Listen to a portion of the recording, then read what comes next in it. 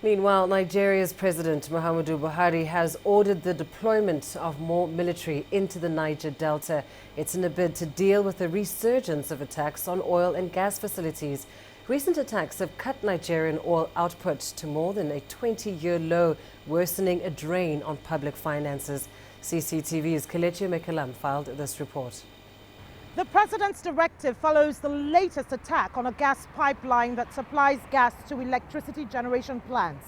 A group calling itself the Niger Delta Avengers had claimed responsibility for several sophisticated attacks, including attacks on Shell and Chevron operations. Now, another group calling itself the Water Lions has emerged and is issuing a litany of demands.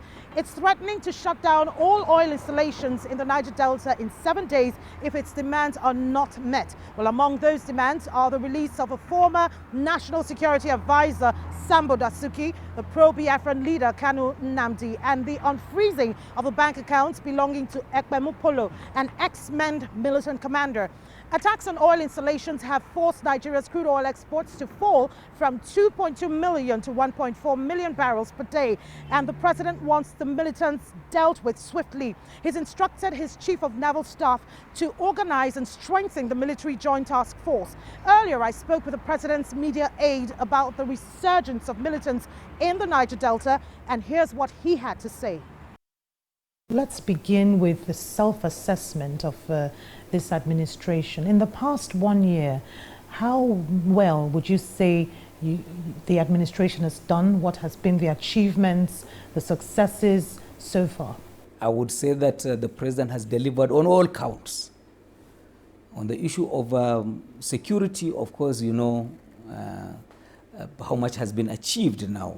Listening to the military commanders operating in the northeast part of the country, they are being chased in the bush now, in the forest, where they are hidden, and they're being flushed out, as can be seen from, the successes that lately led to the recovery of some of the Chibok secondary school girls that were taken away. You've just met with one of the rescued girls, and a second one is reportedly rescued as well.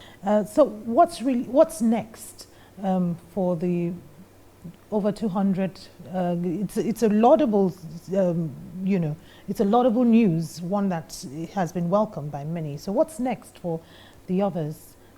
There is an ongoing operation, which the Nigerian Army calls Operation Crackdown, with the Air Force, in aerial bombardment and the military moving gradually. Of course, this is a very heavily mined territory, so the movement is restricted by threat of landmines, which Boko Haram have planted over time. We are hoping that by the time the entire Sambisa forest is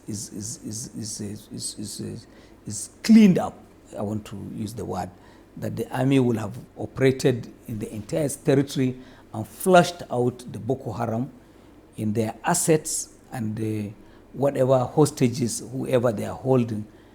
If all of these girls are being kept in one place, they will be found. Or how fast do you see this coming to an end totally? Boko Haram no longer represents that threat to the Nigerian state. They can no longer capture territory.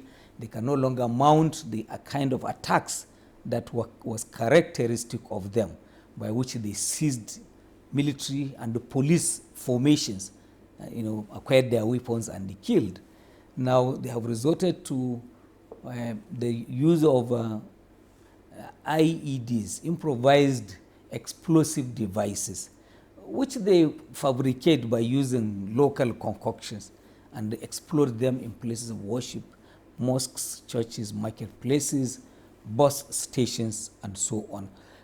It will take a while, to rid the country of these manifestations, especially given that Boko Haram terrorism is a product of extremist ideology.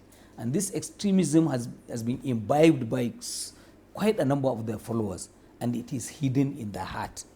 So even where they are technically defeated, as our military has said clearly, there is still the challenge of having not to go to sleep or to lower our guard.